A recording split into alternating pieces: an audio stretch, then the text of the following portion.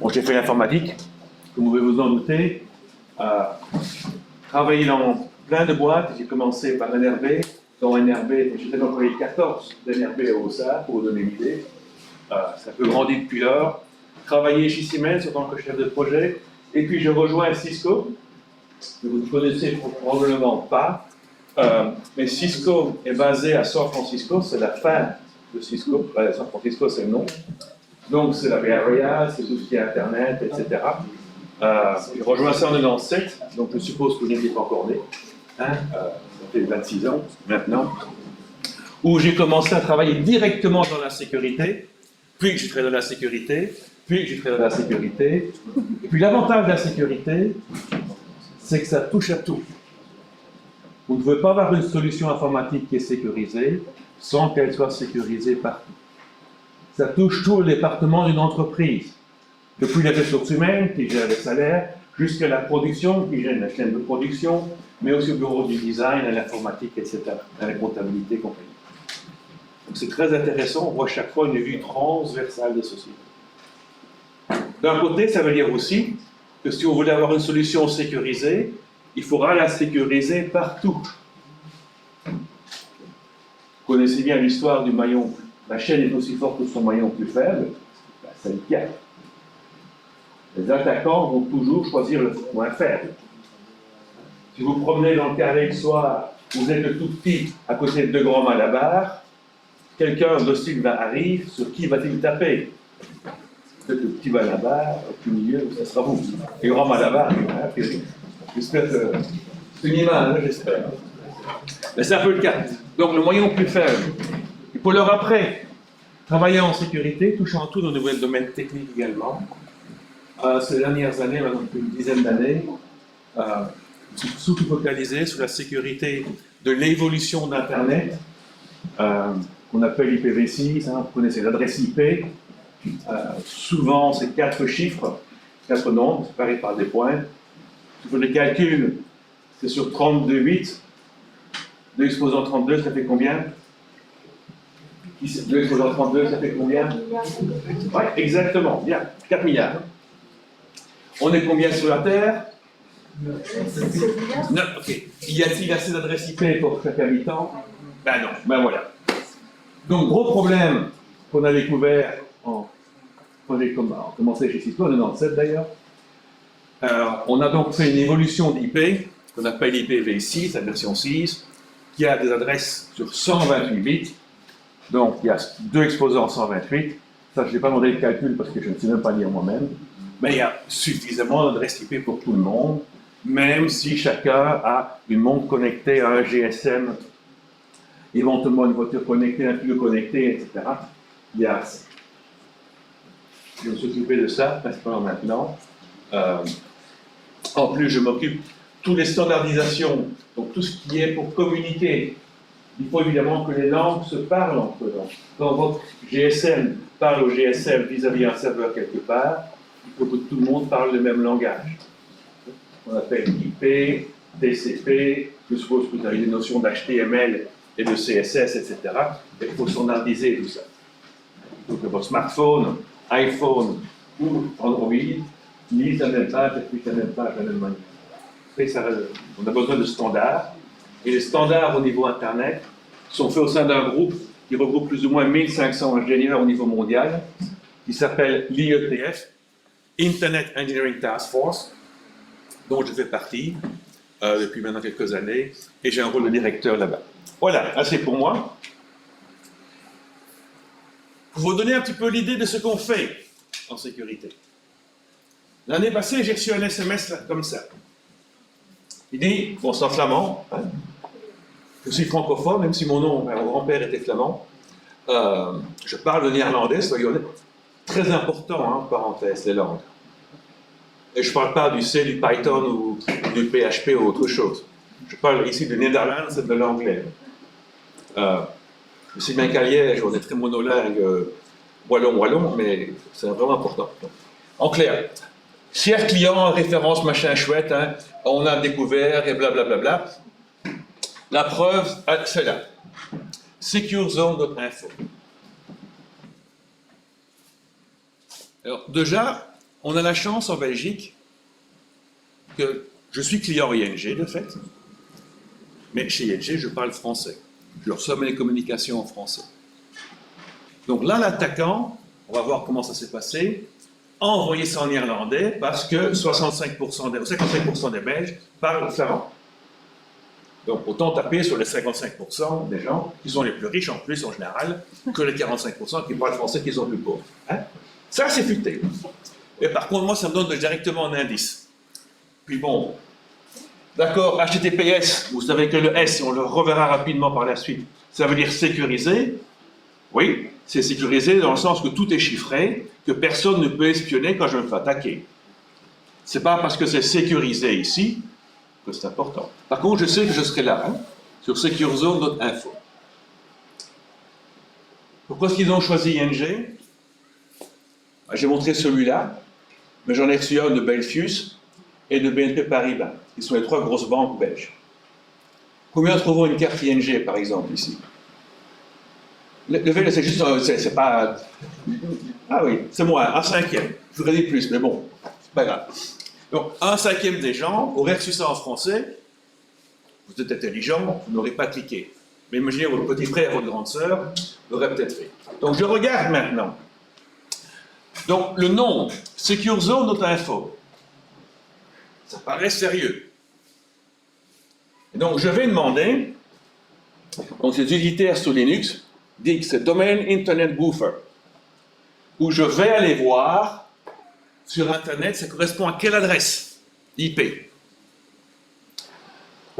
Ça me ressort une adresse IPv4. Hein? Donc pour moi qui travaille en IPv6, c'est déjà très très mauvais signe. Tous les sites pour l'instant ont 2 adresses, hein, IPv4 et IPv6. Je demande alors à une base de données qui reprend à qui appartient cette adresse. Ça s'appelle WHOIS. Qui est. Et ça me ressort déjà un truc, blablabla. Bla, bla, bla. Panama. Ouais, pour ING, ils auraient sorti d'une banque hollandaise. Hein. Ils auraient sorti Amsterdam, d'accord. Maastricht, d'accord. Panama, hein, bon, tous les chèques étaient là, c'est l'arnaque. Donc, moi, ça m'intéresse. Je continue un peu. En plus, les dates, c'est vraiment tout récent, quoi. D'où vient cette adresse-là? Alors, le nom de domaine, hein, l'adresse IP apparaît quelque chose, mais où est-elle livrée? En Floride. L'adresse IP appartient à une société basée au Panama. C'est déjà louche. Elle est localisée en Floride. De nouveau, ING, c'est pas vraiment en Floride. Et je vais donc aller, pas par mon browser, hein, parce que mon browser, il va interpréter directement JavaScript. Vous savez, dans les pages web, on met des scripts qui sont automatiquement chargés et exécutés. Je ne suis pas bête à ce point-là. Donc j'utilise des utilitaires comme curl ou wget pour aller chercher la page en tant que fichier, puis j'utilise un éditeur de texte pour regarder dans le fichier. Ça, il n'y a pas de danger, quoi. Mon éditeur de texte ne va pas interpréter JavaScript. Et là, qu'est-ce que je vois? Du JavaScript, de fait, hein, script JavaScript, blablabla. Bla, bla, bla. Et en fait, pour rechanger donc, la localisation de ma fenêtre, donc, un redirect, on va aller vers une autre page, avec l'HTTPRF, sur le même site, mais avec quelque chose comme ça. Puis là, je vous passe l'exemple, parce qu'après, ils téléchargent d'autres JavaScript qui sont un peu plus compliqués et qui font des choses hostiles. Voilà. Bon, expliqué sur 3 slides, c'est clair que c'était une attaque. Combien de vos amis le réto auraient cliqué là-dessus? Enfin, normalement, vous êtes la génération un peu évoluée. Combien de vos parents auraient cliqué là-dessus naïvement? On n'en sait rien. Ce SMS, ça n'a rien coûté pour l'envoyer. Même s'il y a une personne sur 1000 qui clique dessus, là, c'est gagné. Hein? Le lien, en fait, présentait la page ING, une page web qui ressemblait à la page de la connexion d'ING, avec toutes les couleurs, les logos, etc., demandant le username, le one-time password, etc., pour se connecter, bien sûr. On aurait pu rentrer ces mots. OK. Bon. Tout ça pour vous dire que la sécurité, c'est important. Il va donc falloir gérer cette sécurité. Alors, comment est-ce qu'on peut essayer de gérer la sécurité? Beaucoup de choses à faire, hein, c'est pas simple. On va essayer d'abord de gérer le risque. Et gérer le risque, il faut d'abord savoir les assets. Donc les assets, ce sont les biens. Alors oui, donc pour moi, les biens, ils sont là-dedans. Hein. Une carte de crédit est peut-être 50 €. Ils sont à la limite là, la clé de ma voiture. Mais pour une société, c'est quoi le bien? La propriété intellectuelle, les brevets, votre liste de clients, les codes sources de vos programmes, les codes des formules chimiques de vos médicaments. C'est ça vos biens. On dit ça, ce sont des biens intangibles, on ne sait pas les toucher. Une table, je ne sais pas combien elle vaut, mais elle vaut peut-être encore quelques centaines d'euros, etc. Mais la formule du vaccin contre le Covid, combien est-ce que ça vaut? Quelques millions, voire même quelques milliards. Hein. Donc, ça, c'est pas toujours simple d'identifier les biens, en informatique surtout. Et découvrir les risques. Donc, on va revenir sur ce vocabulaire d'assets et de risques, etc. par la suite. Mais ça devient, quel est le risque que prend ce bien? La table qui est là, on peut la voler, elle peut brûler. Par exemple. Hein. Elle peut être détruite par des inondations d'eau, par exemple. Alors, ce qu'on va faire, pour contrer ces risques, on va édifier des politiques de sécurité. On va donc dire, imposer des choses, voilà, qu'elles soient techniques, imposer des clés, imposer des mots de passe, ou réglementaires. Avant d'accéder au coffre-fort de la banque, il faudra montrer votre carte d'identité, par exemple. Ou dans le cadre de cette table-ci, on va imposer une règle administrative à vos enseignants de fermer le local à clé quand vous partez. Et l'autre aspect, qui est une grande partie de ma motivation pour donner ce séminaire ici, c'est l'éducation. Pour être un peu brutal, et c'est une image que vous pouvez réutiliser plus tard, le vrai risque en informatique, il est où? Il est entre la chaise et le clavier. C'est-à-dire vous, l'utilisateur. Parce qu'on peut cliquer sur des trucs de SMS, etc. Donc la seule façon dont on peut éliminer le risque associé à l'utilisateur, on ne peut pas tuer tous les utilisateurs, hein, ça serait efficace, mais bon, ça peut être un peu extrême, c'est l'éduquer, lui dire de faire attention. Mon père a 89 ans, et donc je vais lui dire qu'il est très bon sur le smartphone, ne clique pas là, etc. tout de même. Donc vraiment important. Un petit exemple. Alors, j'ai donné à vos enseignants un PDF qui reprend tous les slides, sauf certains slides comme ça qui n'apportent rien en contenu, mais qui sont juste marrants. Donc ça, c'est une vieille étude, hein, 2004. Et ce que ça dit, pendant un train qui fait, c'est en Angleterre, mais qui fait Liège-Bruxelles, dirons-nous, pendant 1 heure, quelqu'un a parcouru le train avec des barres en chocolat. Jacques, Galère ou n'importe quoi. En demandant, voilà, donnez-moi votre mot de passe, disons Facebook, okay, et vous aurez la barre de chocolat. C'est le matin, tout le monde a faim. Et si vous regardez les chiffres, vous savez ce que ça donnait, 37% ont immédiatement donné leur mot de passe. Alors après, quand on a demandé, écoutez, votre mot de passe, c'est certainement le nom de votre chien, la plaque de votre voiture, ou le nom de votre petit ami, ou petite amie, 34 autres % ont donné leur mot de passe. Donc, 71% des gens ont donné leur mot de passe. Ah non, ces 71%, ce sont des idiots, ou pas? À mon avis, c'est même des, pour faire une anecdote, c'est certainement des gens intelligents qui avaient faim Ils ont donné un mauvais mot de passe que personne ne savait vérifier. Ils ont reçu une barre de chocolat gratuite. Tout ça pour vous dire aussi que les études comme ça ne veut rien dire aussi. Ça m'aiderait que 71% donnent leur mot de passe. Pour la sécurité maintenant, revenons plus sérieux. CIA, tout le monde connaît. Central Intelligence Agency, regardez sur Netflix ou Prime Video, on en voit partout. Et c'est facile, parce que c'est un des trucs que vous pourriez retenir très facilement. C'est pas dans le QCM d'après, parce que ça serait trop simple. Bien que c'est un petit peu lié tout de même, faites attention. Le C, ça veut dire la confidentialité.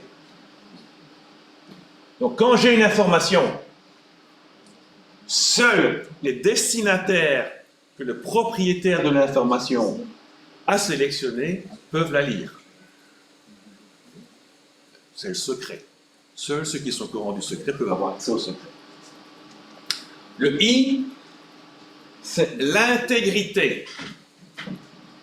Ça veut dire que seules certaines personnes autorisées peuvent changer l'information. La différence est importante.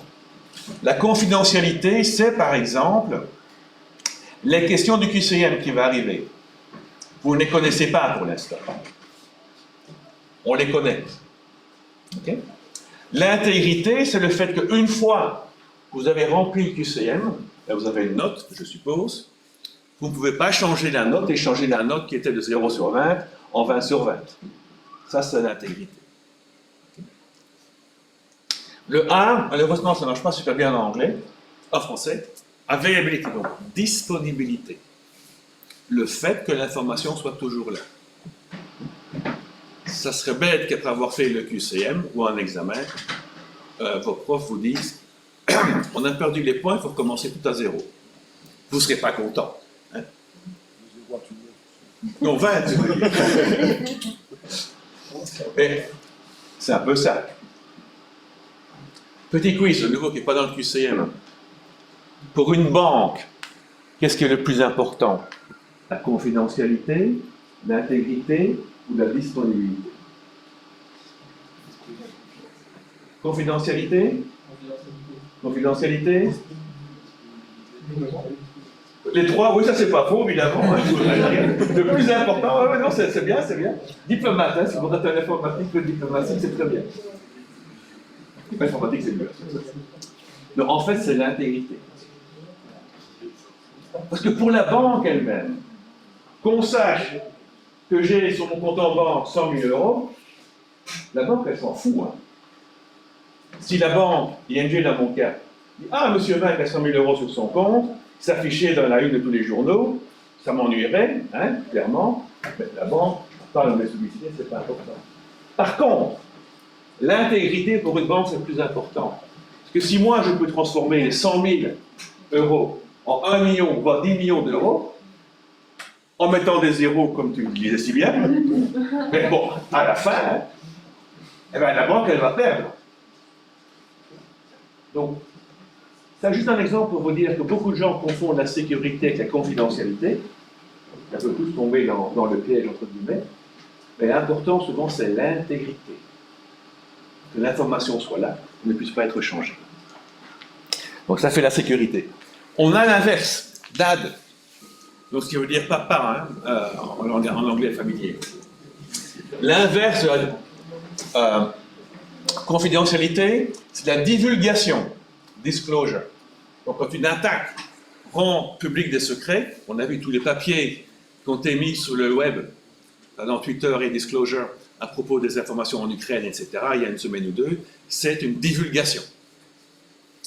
Dans le cadre des documents top secrets, l'important, c'est évidemment la confidentialité dans ce cas.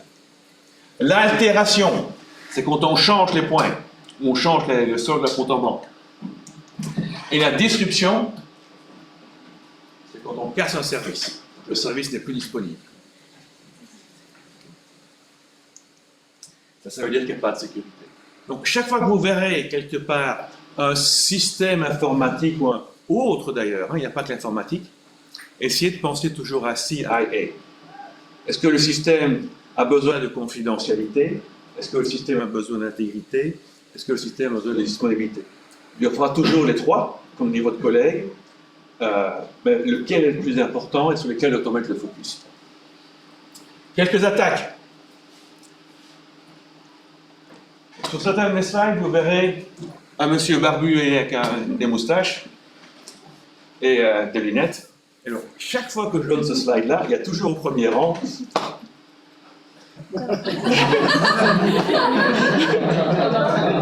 Merci, mais chaque fois, voyons, il y a chaque fois une dizaine de personnes au premier rang, donc c'est normal.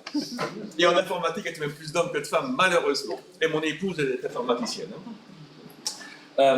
Et donc, la personne qu'on peut faire attaque contre confidentialité, si vous utilisez un site web qui n'a pas le S derrière HTTP, je suppose que vous savez que ce n'est pas sécurisé, que rien n'est encrypté et que tout passe en clair.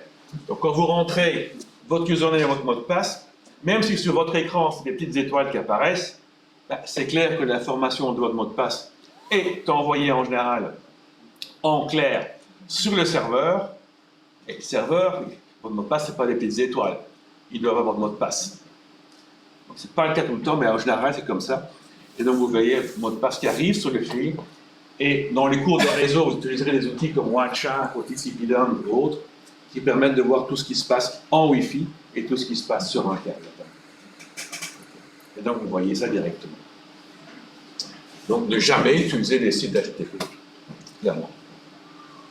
Attaque contre l'intégrité, c'est un peu la même chose. Vous allez, attaque hypothétique dans ce cas-ci, vous faites un virement de 1 000 € sur quelqu'un, la personne le change et met par exemple 990 € à destination et 10 € sur le compte du hacker. En général, ça va être 1 centime ou 2 pour ne pas que ce soit visible. Mais si vous faites cette technique de saucissonnage, comme on appelle ça, je prélève 1 centime sur chaque transaction, personne ne va renvoyer un rappel pour une facture sur laquelle il manque 1 centime, mais 1 centime fois 1000, ça fait déjà 10 €. Fois 1 million, ça fait un peu plus. Attaque déni de service, on appelle ça donc attaque contre la disponibilité, ça s'appelle une attaque déni de service, DOS en anglais. Là, la personne va faire une attaque. Il y a un serveur qui est ici, ça représente un réseau, ça représente un routeur, donc un équipement qui connecte à différents réseaux. Et ces petits machins-là, ce sont des paquets, vous savez, toute communication, toutes les connexions sur un serveur, les pages web sont coupées en petits paquets pour des raisons techniques. Et il y a un lien, donc chez moi je suis chez Proximus, donc je peux recevoir 70 mégabits par seconde de trafic, je n'ai pas encore la fibre. Ce qui veut dire aussi que si quelqu'un, un méchant, envoie 100 mégas, 700 mégas de trafic sur mon lien vers ma maison, il y a clairement tout ne s'est pas passé. Donc c'est comme sur une route, le matin, quand vous passez sur le pont de Serein en voiture, il y a trop de voitures par rapport à la capacité du pont, qu'est-ce qu'il y a? Il y a des files d'attente. Ça remonte sur l'autoroute, ça va. On peut encore monter très loin. Dans un routeur comme ceci, il y a une capacité finie en mémoire, et par exemple, le 100e paquet, il n'y a plus de place, qu'est-ce qu'on fait? On le jette. Disparu. C'est pas ça que les voitures, mais ces paquets-là disparus, c'est à la fois des paquets d'attaque et des bons paquets. Donc si ce bon paquet est perdu, il va falloir le retransmettre. On va alors détecter qu'il n'a pas été reçu, ça c'est TCP qui fait ça, et le retransmettre après quelques secondes. Donc c'est de plus en plus là. Attaque et service. L'autre chose aussi que vous pouvez faire, c'est une attaque sur le serveur en lui-même. Je ne sais pas si vous avez déjà des cours de SQL et de base de données, etc.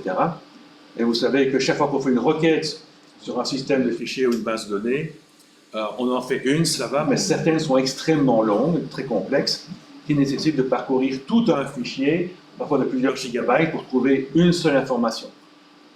Il peut faire ça une fois toutes les minutes, certainement. Le filement sera 10 fois par seconde, il va saturer.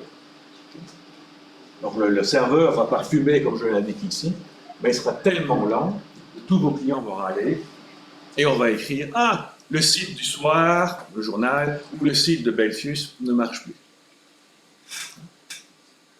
Et pas mal d'attaques générées à partir de Russie sur des sites en Ukraine et ailleurs sont des attaques brutales comme ça. Il n'y a rien de futé, hein. C'est juste qu'on envoie trop de trafic. On envoie trop de demandes. Et une façon de faire ça, c'est avec des botnets. Bot, c'est la fin de robot. Et net, c'est network, donc réseau de robots. Alors, c'est quoi? On voit la victime qui est là, on voit tout Internet qui est là, et on voit le méchant. Et on voit plein d'ordinateurs ici. Alors, les ordinateurs, ça peut être vos laptops, ça peut être vos smartphones, ça peut être aussi tout ce qui est IoT, Internet of Things. Donc, vos caméras connectées, vos imprimantes connectées, vos cafetières connectées, les thermostats connectés, etc. Tout ça ont des programmes. Tout ça peut être attaqué soit par des virus et des vers.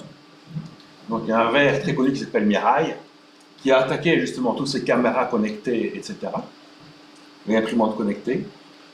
Mais aussi, ça peut être vous qui cliquez sur un SMS reçu d'ING en irlandais, déclenchez une flopée de JavaScript qui installe quelque chose sur votre PC.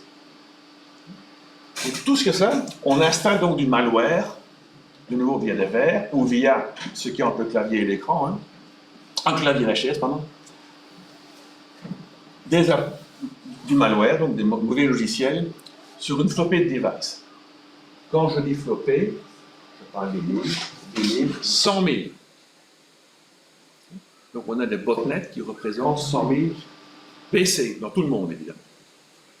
Et eux, qu'est-ce qu'ils font? Ils se connectent de temps en temps sur un chat, Discord ou IRC ou n'importe quoi. Ils attendent. Ils attendent quoi? Que le mauvais, qui a accès dans le même canal chat, envoie une commande.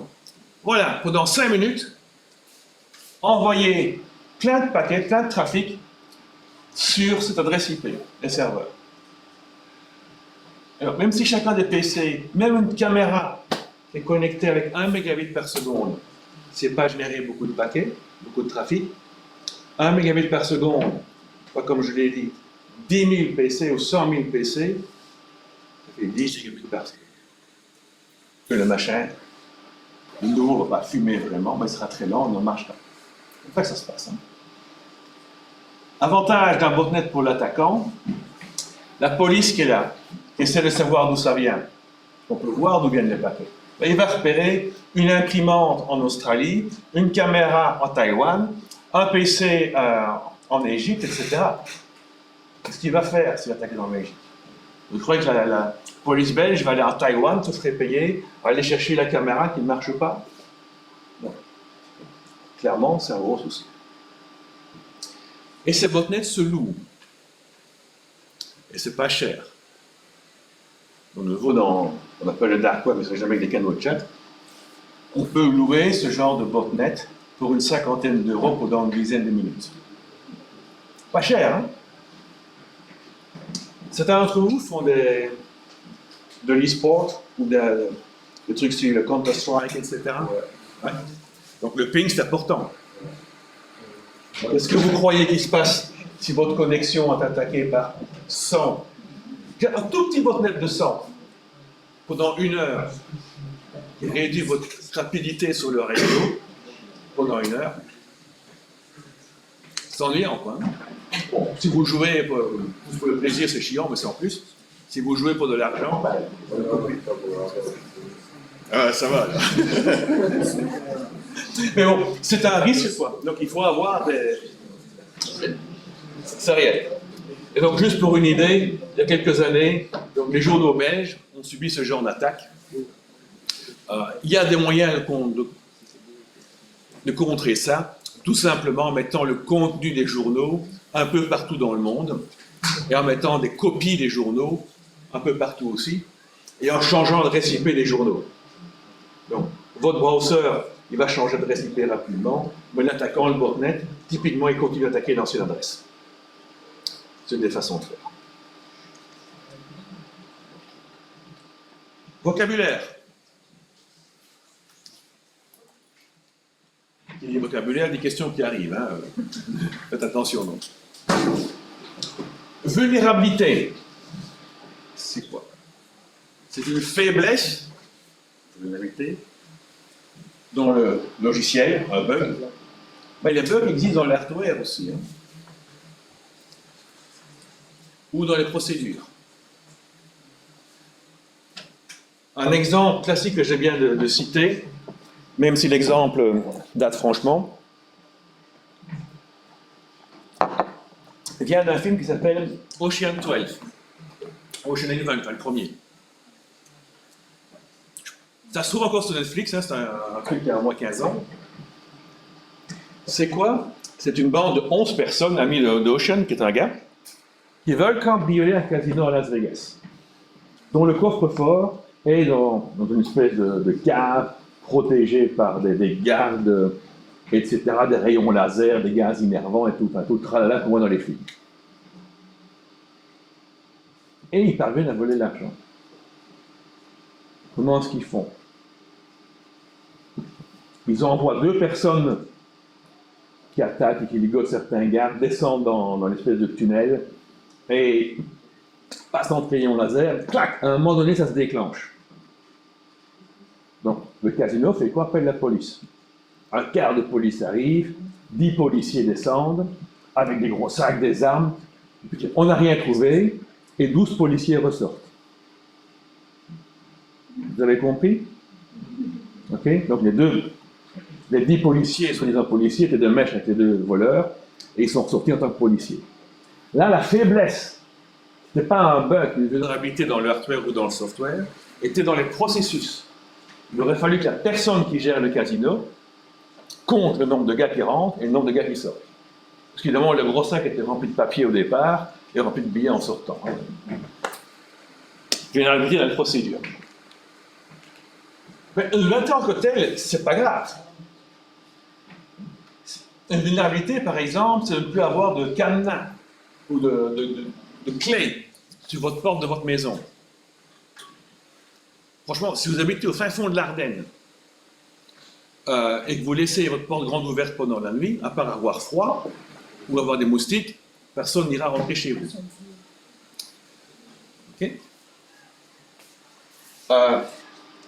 Autre idée dans d'autres contextes.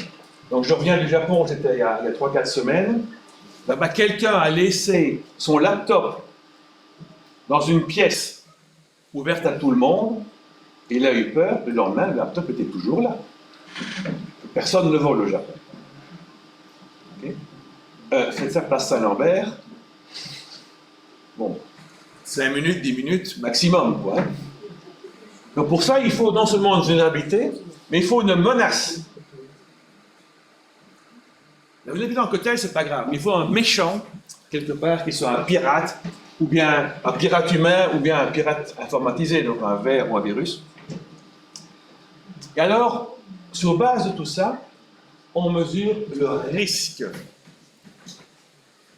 Le risque, c'est la probabilité qu'une menace exploite une vulnérabilité. Donc le risque de se faire voler son laptop place Saint-Lambert en pleine nuit et le risque de se faire voler un laptop au Japon dans une sorte de conférence, il est incomparablement différent. Okay. Donc l'exploitation, ou l'exploit qu'on dit de temps en temps, c'est quand une menace exploite une vulnérabilité. Et on va parler un petit peu des contre-mesures. C'est tout ce qu'on va faire de manière à réduire le risque, cette probabilité-là. On va pouvoir jouer sur différents facteurs. On peut diminuer, par exemple, la vulnérabilité. Mais on peut réduire tout simplement la probabilité ou les conséquences. Autre aspect de vulnérabilité à la fois procédurale et physique. Vous avez un parking ici, vous avez la route principale ici, et il y a une barrière qui ne laisse entrer que les gens qui ont le droit de se garer. Mais bon, il n'y a aucune barrière là, quoi. Donc il y a une barrière électronique si vous la voyez. comme le terrain est givré ici, on voit que les gens, fatalement, passent sur le côté, dans le gazon. Autre, je vais inviter cette fois-ci en hardware, une grosse chaîne avec des gros maillons, mais un maillon qui est cassé, qui est trop court, et on met un colson en plastique. Bon, ça résiste, hein, il faut une paire de ciseaux en général pour le couper, mais bon. J'aurais dû prendre une photo du jardin de mes voisins. Bon, ils sont en train de refaire leur jardin. Ils ont mis une grande barrière de 2 mètres de haut, 3 mètres de large, et sur le côté, il n'y a rien, quoi. Bon, il faut le mettre au printemps. Hein, mais... Alors, comment peut-on traiter le risque? Comment peut-on essayer de le réduire? On peut le transférer. Comment transfère-t-on un risque? On va simplement dire que le risque, c'est plus le mien, c'est celui de quelqu'un d'autre. Pour ceux qui ont une voiture, une moto, une mobilette, n'importe quoi, vous avez une assurance. Okay? Le risque de vous faire voler votre voiture, il n'a pas changé avec ou sans assurance. Ça ne m'empêche pas de voler la voiture, ça. Ou de faire un accident. Mais par contre, les conséquences, pour vous, en fait, voler, c'est toujours chiant, hein, c'est pas ça, mais il n'y a pas de perte financière. Vous détruisez votre voiture dans un accident, vous avez une assurance, c'est l'assurance qui paye, c'est pas vous. On a la franchise terre-neuve. Le principe, c'est là, on va transférer le risque à quelqu'un d'autre. Autre façon de faire, c'est d'essayer de le réduire. De nouveau, on va essayer soit de réduire les vulnérabilités, soit la probabilité. Voir les conséquences. Donc, on va implémenter des contre-mesures. Alors, empêcher qu'on vienne voler la caméra qu'elle a, c'est la ranger dans un bureau. Okay? Empêcher de voler votre voiture, fermer la clé. Hein, ça peut aider. Ce genre de choses. Ou alors l'accepter le risque. Alors, comment peut-on accepter le risque? C'est par exemple, si vous avez, comme quand j'étais étudiant, j'avais la voiture de mon père qui était déjà une occasion, donc je l'ai eue, mes 5 ans d'études. En fin de parcours, c'était littéralement ça, parce qu'elle fumait de partout, perdait des morceaux, littéralement, bon, c'était aussi quelques années, les voitures étaient un petit peu moins, elles rouillaient plus vite. Est-ce que j'allais encore dépenser 500 € pour une assurance, pour une voiture qui n'en valait plus que 200? Non. Je prenais la responsabilité civile, évidemment, hein, pour faire les dégâts que je fais aux autres. Mais l'assurance vol, je ne la prenais plus. L'assurance dégâts, je ne la prenais plus non plus. Parce que l'assurance ne m'aurait donné que 200 € de retour, la valeur de la voiture. Okay? Donc là, j'accepte le risque. On prend tous le risque aussi. Hein. On sait très bien que quand on se lève le matin et qu'on descend l'escalier, on peut se casser la figure. Bon, on prend bien le risque. Mais ça, on l'accepte. Ce qu'il ne faut pas faire, c'est l'ignorer.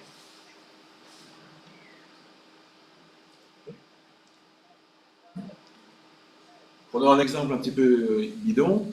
Vous sortez dans le carré, vous buvez plus que raison, et vous dites, oh, c'est pas grave, je vais rentrer en voiture, je vais faire 140 km/h sur l'autoroute avec des flics partout. Ça, c'est pas malin, quoi. Hein. Ou bien, je vais faire du parachutisme, mais je ne saute qu'avec un seul parachute, pas un parachute de retour, de secours. C'est pas malin non plus, quoi. Hein. Donc ça, c'est ce qu'il ne faut vraiment pas faire. Accepter le risque, c'est différent. Hein. On sait qu'il y a un risque, mais en toute bonne conscience, on le prend. OK. Contrôle d'accès. Tout à fait un autre sujet, mais ça va être une façon de réduire le risque. Alors, on va parler de l'identification, l'authentification, l'autorisation et l'accounting. Attention, il y a encore une question là-dessus. Et le contrôle d'accès, c'est vraiment de savoir contrôler quel sujet aura accès à quel objet. Okay? Je prends la table. Je, c'est le sujet. La table, c'est l'objet. Un cours de grammaire de primaire. On retrouve ce sujet, donc celui qui fait l'action, et l'objet, celui qui subit l'action. en informatique aussi. Donc, c'est des étapes consécutives. On va d'abord s'identifier, s'authentifier, on sera autorisé et on fera de l'accounting ou de l'audit. L'identification, c'est qui suis-je? Ben, je peux dire que je suis Saint-Nicolas. Au lieu de dire ou pas, que sais-je. L'authentification, je dois le prouver. Ah, ça, c'est plus dur. Prouver que je suis Saint-Nicolas. Voir un petit gosse de 5 ans avec une grande barbe, je peux pas le faire. Et lieu de dire ou pas, même si je mets le nez rouge, c'est un peu une stature trop importante pour lui. Là, on parle de preuve. L'autorisation, c'est ce que je peux faire en tant que sujet sur les objets. Je peux lire un fichier, je peux modifier un fichier, je peux effacer un fichier. Ou ouvrir une page web, etc. L'accounting, la comptabilisation, ou l'auditing, c'est de savoir qui a fait quoi. Et ça, c'est important aussi. Savoir qu'on va pouvoir vous retrouver éventuellement un pirate ou quelqu'un qui a fait quelque chose de non autorisé. C'est pour ça que la plupart des systèmes informatiques conservent des logs, des journaux, savoir qui a fait quoi à quel moment. Et on parle souvent de 3A. Alors de nouveau, hyper simple à retenir, un peu moins parce que vous êtes jeune, vous n'avez jamais connu les bottins téléphoniques, peut-être vu ça encore chez vos grands-parents, des trucs blancs ou des trucs jaunes avec tout le numéro de téléphone. Quand vous ouvriez le bottin téléphonique, une page blanche avec tout le numéro de téléphone, une des premières était évidemment AAA, alors ce n'était pas authentification, autorisation, accounting, c'était de manière un peu plus bizarre, oui, association des alcooliques anonymes. Donc retenez ça, et 3A. Pas à propos des alcooliques, mais à propos de l'autorisation et de l'accounting. Alors, l'identification, ça peut être plusieurs choses. On va revoir séparément chacun des trucs. Donc, identification, authentification, autorisation et accounting. Alors, l'identification, ça peut prendre plein de choses. Hein. Typiquement, en informatique, c'est le username ou le mot de passe. Mais ça peut être parfois aussi votre numéro national, ou votre numéro de téléphone, ou dans d'autres cas, par exemple, votre numéro d'étudiant.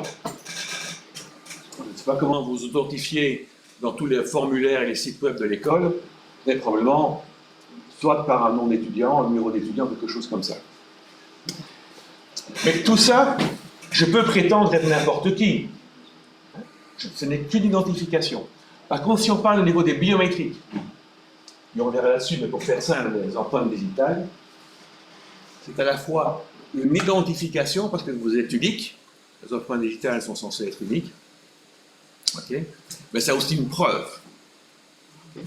Donc, l'avantage des biométriques, comme on va le voir, ça fait deux choses. Ça identifie une personne, comme dans les films policiers, et ça prouve aussi, par exemple, face à un juge, que c'était vous. On retrouve votre empreinte digitale sur un verre qui est à côté d'un cadavre, ben, le juge va dire, un couteau qui a tué quelqu'un, le juge va dire que c'est vous, et vous irez en prison, que c'est une preuve. Okay. Si on retrouve juste votre nom d'utilisateur sur une feuille de papier à côté d'un cadavre, ce n'est pas une preuve que vous étiez là, quoi, clairement. Donc les biométriques, l'avantage, c'est que ça combine l'identification qui vous aide et la preuve en même temps. Alors, des vrais biométriques, ça coûte très cher. Alors, vous allez me dire, Monsieur Vinck, oui, c'est marrant, mais mon téléphone, il me reconnaît par ma tête ou par mon empreinte. Mais ça, ce sont des trucs très cheap. Okay. C'est très utile, mais je suis persuadé, faites l'effort, laissez une fois. Pas le faire maintenant, ça va prendre trop de temps. Vous laissez votre téléphone ici, enfin, chacun met son téléphone sur toute la table, et chacun essaie de rallumer tous les téléphones. Comme la biométrie dans les téléphones sont extrêmement peu fiables, sur bon marché, je suis persuadé qu'il y a une chance sur qu'un de vous va unlocker un téléphone de quelqu'un d'autre, qui ne vérifie pas tous les points correctement. Pas de miracle. C'est cheap, c'est cheap.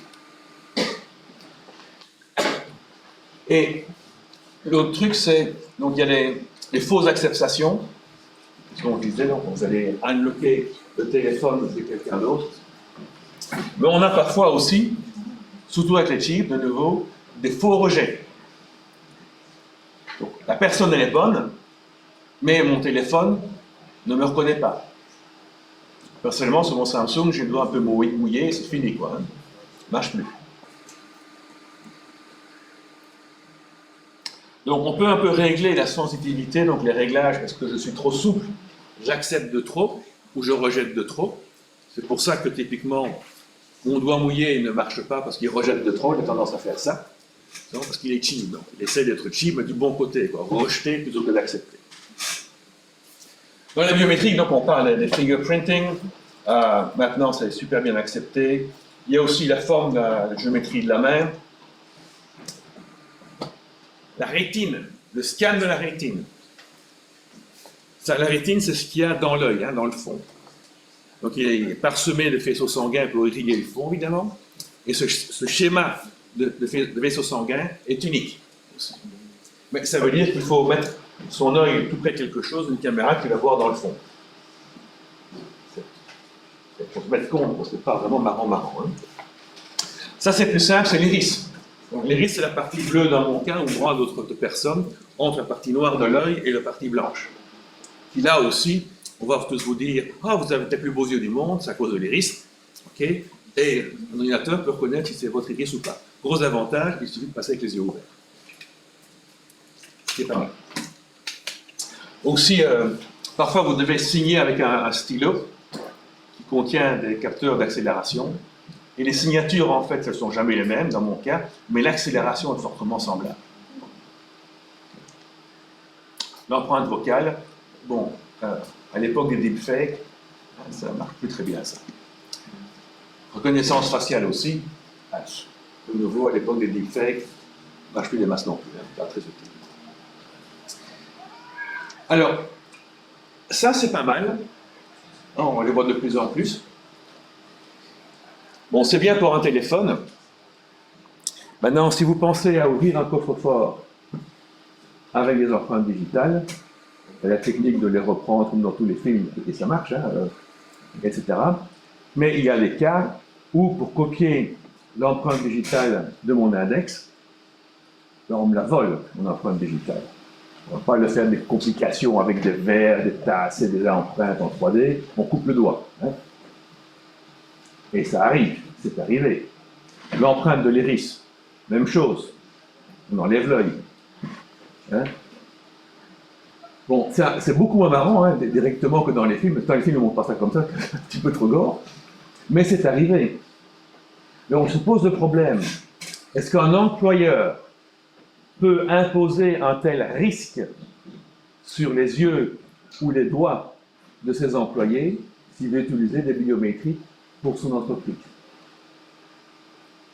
C'est pas dans mon contrat, ça. Hein. Je veux bien faire mal au dos en travaillant, à m'abîmer les yeux en travaillant sur PC. Ah bon, c'est ce qui nous attend tous quelque part en tant qu'informaticien. Mais perdre mon doigt, perdre mon œil, non, hein, ça non. Donc c'est pas toujours super simple. Alors l'authentification, c'est typiquement quelque chose qu'on devra faire, et il y a plusieurs moyens de le faire, plusieurs facteurs pour le faire. Donc on peut le faire avec quelque chose que vous êtes, donc ça c'est la partie biométrique. Quelque chose que vous avez, ma voiture elle me reconnaît parce que j'ai la clé, la porte de ma maison me reconnaît à cause de mes clés, ou quelque chose que vous connaissez. Bon, mot de passe, hein, en clair. Mais parfois aussi on va vous demander le nom de jeune fille de votre mère, votre date de naissance, etc. Alors, chacun a leur avantage. Hein. Quelque chose que vous êtes, donc c'est biométrique, ça c'est pas mal. Quelque chose que vous avez, c'est vrai que les clés, on peut me les voler. Donc si vous me volez cette clé-là, dans la voiture qui est dans le parking en face, partez avec, quoi. Il ne faut pas le faire, hein. Même que vous partez avec. C'est facile à faire, quelque part. Vous êtes pickpocket, hop, vous prenez ma clé. Par contre, moi je peux prouver devant un juge que vous avez ma clé si je la retrouve dans votre poche. Le mot de passe, Voyez vos mots de passe, bonne chance. Ils sont assez longs, les mots de passe. Mais imaginons que vous me donnez une bouteille de champagne, je suis complètement sous et je vous donne mon mot de passe. J'aurais des difficultés à aller trouver la police, disant « Ah, monsieur, il a mon mot de passe. » Je ne sais pas, il prouvait que vous avez mon mot de passe. Donc chaque système a des avantages et des inconvénients. Donc ce qu'on va faire, on va parler d'authentification forte en combinant deux facteurs. Le two-factor authentification, donc, qui est maintenant utilisé sur les Facebook, les Google, etc. Donc on va combiner un mot de passe et quelque chose que vous avez. Donc typiquement, une application sur votre téléphone ou un SMS qu'on va vous envoyer. Ou dans le cas des systèmes bancaires, une petite calculette dans laquelle vous mettez votre carte ou pas la carte. Sans vos mots de passe, la calculette ne sert à rien. La calculette sans le mot de passe, ça ne sert à rien non plus, et vice-versa. Donc c'est tout ça. C'est typiquement employé partout maintenant parce que les mots de passe, c'est vraiment trop faible. Notamment, les mots de passe, ils sont souvent très simples à trouver. Bon, Dieu merci, les Google, les Facebook et autres vous demandent des mots de passe compliqués, mais avant, le nombre de gens qui mettaient des mots de passe bidons, c'est toujours assez affolant. Et les mots de passe qui représentent quelque chose, on peut les trouver par l'attaque dictionnaire, par exemple. On va essayer tous les noms, prénoms, existants en français, en anglais, etc. Vous ne trouverez pas tous les mots de passe, clairement. Il suffit d'en trouver de 1 sur 1000 personnes, et ça serait déjà pas mal. C'est ça le truc, un attaquant, il en trouve 1 sur 1000, il gagne. Pour se protéger, il faut protéger les 1000. Donc c'est toujours beaucoup plus challenging. L'autre façon de faire, c'est l'attaque brutale, comme on dit. L'attaque brutale, bon, c'est pas taper sur quelqu'un, hein. C'est juste vraiment essayer toutes les combinaisons. Donc essayer de A à Z, puis de A, puis suivi de A à Z, puis B suivi de A à Z, etc. Bon, avec des lettres, c'est pas facile, mais l'ordinateur peut aller très vite. Votre carte bancaire, elle a droit à 3 essais, puis il est cancellé, avalé ou bien le désactiver. Pourquoi? Parce qu'avec 4 chiffres, ça fait combien de combinaisons? Combien? 10 000. 10 000, ça va vite. Pour vous donner un exemple, on est parti en voyage avec la famille et on a une valise avec 3 chiffres. Okay? Donc de 0 à 9. Donc 1000 possibilités. Donc on met le code, hein. C'est rien de toutes les valises d'ailleurs, bon, pas ce malin ça. Pendant le voyage, manifestement en avion, elle reçoit un choc et la combinaison change. Bon. Donc j'essaie la combinaison de départ, ne marche pas. Bon, ben, je dis, c'est pas grave, hein. On va prendre son patience en main et on va essayer de 0,0 à 0,01, 0,02, je m'en fais le truc. Ben, après 5-10 minutes, valise ouverte. Bon, je n'ai pas fait toutes les combinaisons, c'était pas 999, hein. On s'est arrêté en cours de route, mais a priori, en 20 minutes, j'y arrivais. Par contre, autant vous dire que le bout de vélo est un petit peu usé. Mais ce qui veut dire, ces combinaisons à 3 chiffres, c'est de la vaste blague.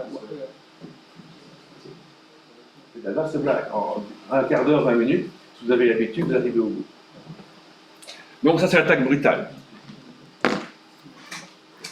Et c'est pour ça, donc, qu'on vous demande des mots de passe maintenant qui font 10 caractères avec non seulement des lettres et des chiffres, des majuscules, des points d'interrogation, etc.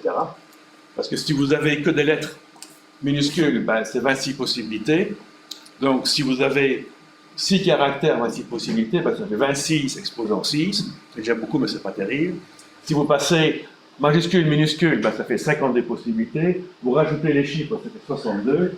Vous avez 62 exposant 6, c'est déjà beaucoup plus. Okay. Vous rajoutez les points d'exclamation, astérisque, etc. On passe seulement 80 caractères exposant 6.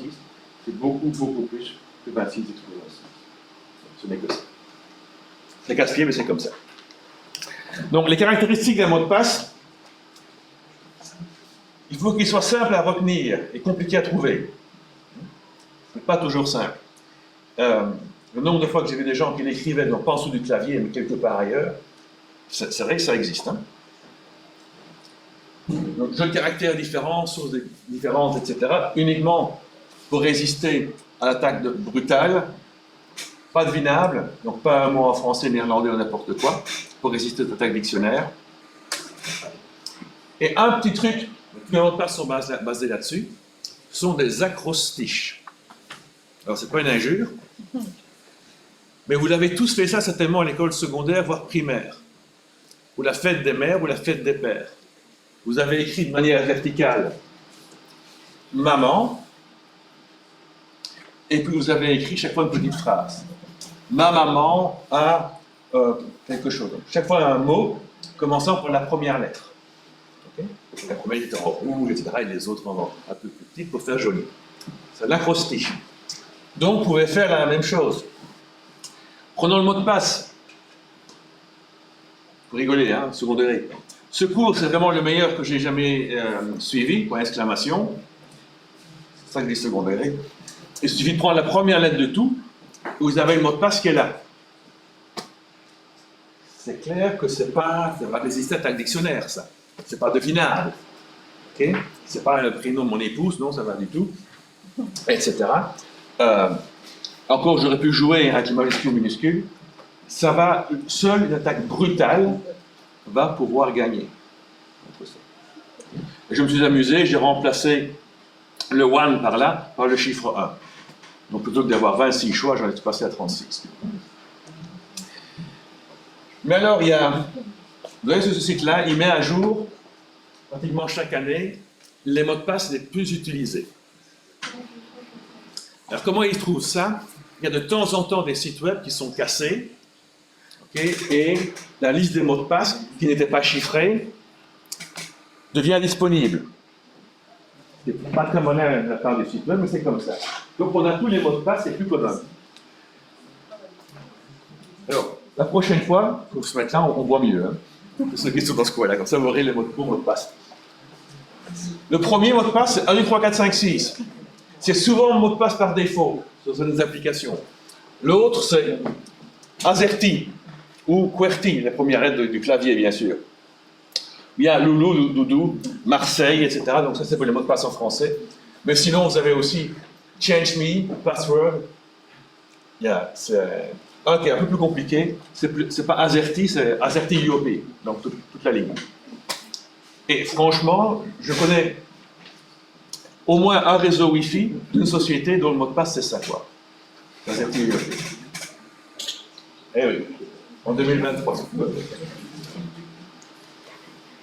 Alors, lié à ça, j'ai reçu un jour ce mot de passe-là, donc il y a 5 ans. Donc, pour être honnête, j'ai les mots de passe sur plein de sites, et pour des sites à la con, du style l'Office du tourisme de la ville de Haute-Siplou, je mets toujours le même. Hein, c'est le même mot de passe en 4 lettres, parce que je ne vais pas générer des acrostiches à tout bout de champ. Donc, ce mot de passe en 4 lettres, bah, il s'est divulgué quelque part, comme quoi c'était à moi, il a signé mon adresse email. Donc je reçois, je suis au courant que, et c'était pas 1, 2, 3, 4, 5, 6, c'était un autre truc, mais est un de vos mots de passe. Et je vous contacte en toute bonne foi. En fait, j'ai placé comment est-ce que je sais ça? J'ai placé un logiciel sur votre PC, et j'ai remarqué que vous regardez des vidéos pour adultes, etc. Alors j'ai pris, non seulement plus, j'ai pris, regardez tout ce que vous regardiez, mais j'ai déclenché la caméra. Oui, bien sûr, quand la caméra se déclenche, le petit lampe qui s'allume normalement. Et j'ai envoyé tout ça. En plus, je suis prêt à envoyer tout ça à vos contacts personnels, parce que j'ai aussi accès à votre truc. Donc donnez-moi, dans ce cas-ci, 7 000 $, et j'arrête. Eh bien, amicalement, on peut se dire, blablabla. Vous pouvez payer en Bitcoin, bien sûr.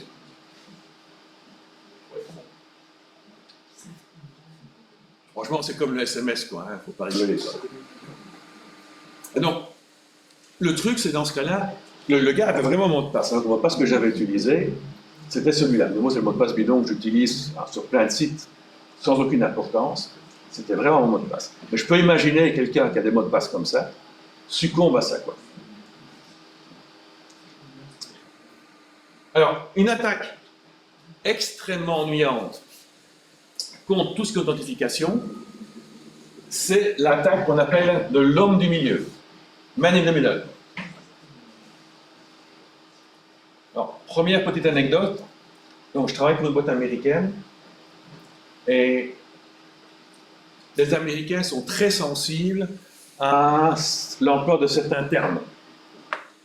On ne peut plus utiliser he ou she dans la documentation technique pour référer à un utilisateur. On doit dire they, les utilisateurs, pour ne pas donner un billet homme-femme.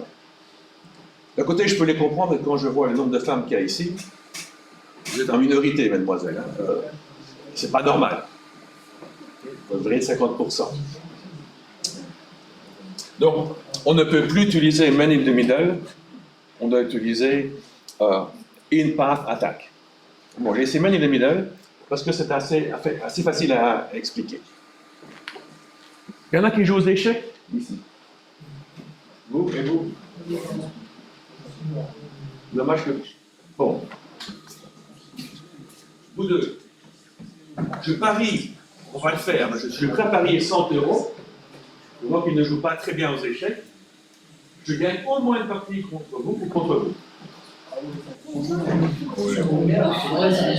Ah, 1000. Allez, 1000, on monte les enchères. Et je ne joue pas du tout aux échecs, je connais les règles, c'est tout quoi. Sur une partie. Ouais. Alors, comment je vais faire? Je vais faire l'attaque de l'homme du milieu. L'homme du milieu, c'est moi, donc il a la place. Okay. Vous avez les blancs, vous avez les noirs. Donc, vous jouez quoi? E4, je ne sais pas ce que ça veut dire. Je joue E4, vous avez dit. Je joue cavalier. Les 5 cavaliers. Vous avez compris le truc en fait. Hein? Donc, tous les coups que vous jouez, je les joue contre lui. Et tous les coups que vous jouez, je les rejoue contre lui. En supposant qu'il n'y a pas égalité, le pat, vous gagnez ou vous gagnez. Totalement, je perds dans l'un des deux cas, et donc je gagne de l'autre côté. Ah ouais, Ça, c'est l'attaque de l'homme du milieu. C'est bon à retenir, hein, ça. Il faut savoir avec qui on joue. Donc c'est le même principe ici. On a le sujet donc, qui lui veut avoir accès à l'objet, une page web ou un fichier ou un serveur. Et l'homme du milieu, vis-à-vis du sujet, va prétendre être l'objet, donc c'est les blancs, c'est les noirs, quoi. Il va par exemple, comment ça va se passer, présenter une page web qui ressemble à une page de connexion de Facebook ou de Google. Ah, votre session est déconnectée, veuillez vous reconnecter. Mot de passe, utilisateur, mot de passe. Si le sujet, donc vous êtes naïf, vous ne vérifiez pas si c'est vraiment Facebook qui est là en regardant l'URL au-dessus qui est correct, ben vous allez rentrer votre username et votre mot de passe. Lui, qu'est-ce qu'il va faire? Il va aller sur la vraie page de Facebook, donc de l'objet, et rentrer votre username et votre mot de passe. Donc il va prétendre être le sujet. Gagné. Alors, quand je dis ça, juste attirer votre attention sur une chose. Une URL comme ceci.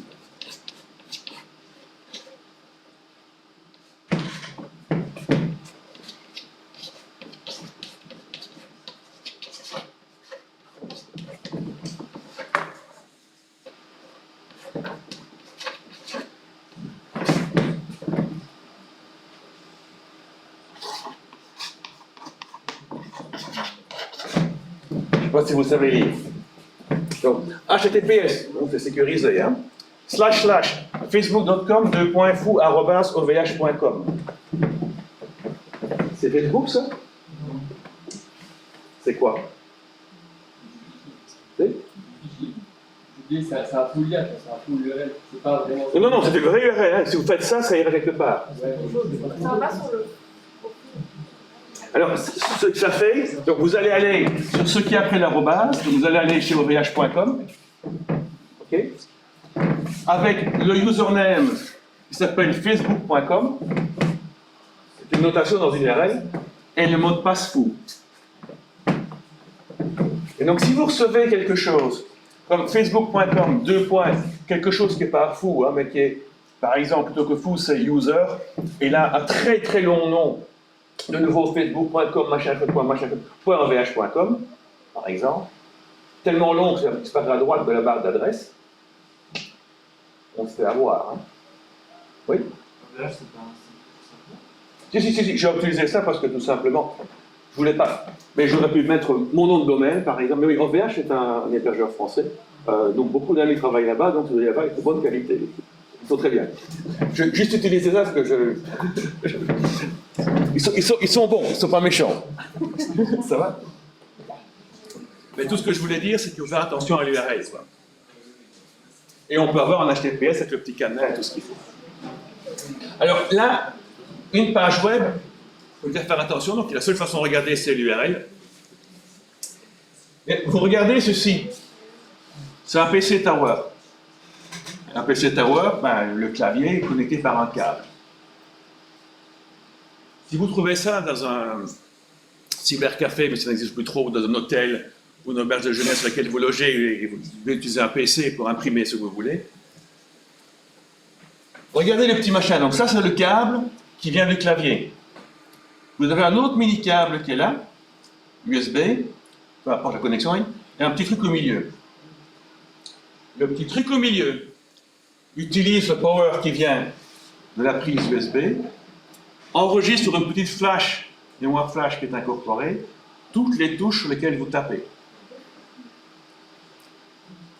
Donc le gars de l'hôtel, peut-être pas volontairement, mais quelqu'un va installer ça, ou même, je ne sais pas, vous avez des PC qui sont comme ça à l'école, avec le clavier, le truc qui est là, le sniffer, donc un renifleur de caractères, il va enregistrer tout ce que vous a tapé sur le PC, sur le clavier. Comment est-ce qu'il reçoit ça par la suite? Il rentre une séquence de touches bien particulière, et tout ce qui était rentré là est réinjecté dans le PC. Vous faites des macros normalement, ça. Hein. Pour aller plus vite, pour taper plus vite. Mais ça enregistre des milliers de caractères, des noms de caractères. À ce moment-là, l'attaquant, il ouvre un document Word, par exemple, il rentre la séquence de touches pour recracher tout ce qu'il a enregistré, et tout ce qui était enregistré, dont vos username, vos mots de passe et toutes les conneries que vous avez tapées avant et après, sont dans le fichier Word. Donc il faut regarder ça. Et là, ça va encore. Vous le voyez physiquement. La même chose existe en software. Ça devient un peu plus. Donc c'est pour ça que quand vous utilisez un PC qui n'est pas le vôtre, faire attention à ce que vous faites.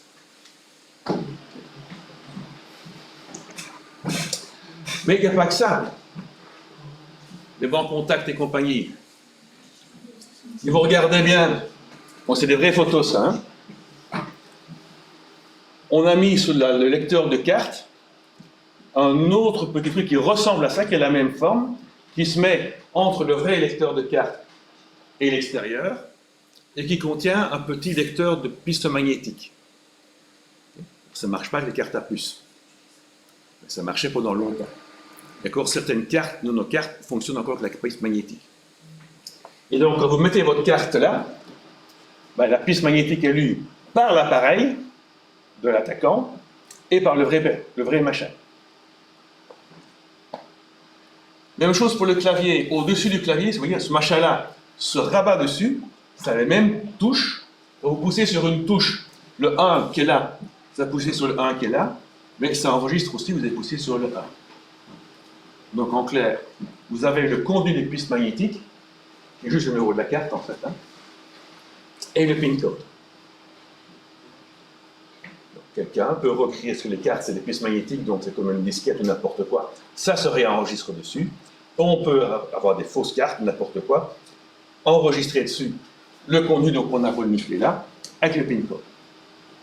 Bon, ça ne marche pas avec les cartes à puce, comme on a en Europe depuis quelques années, mais ça marche toujours aux États-Unis.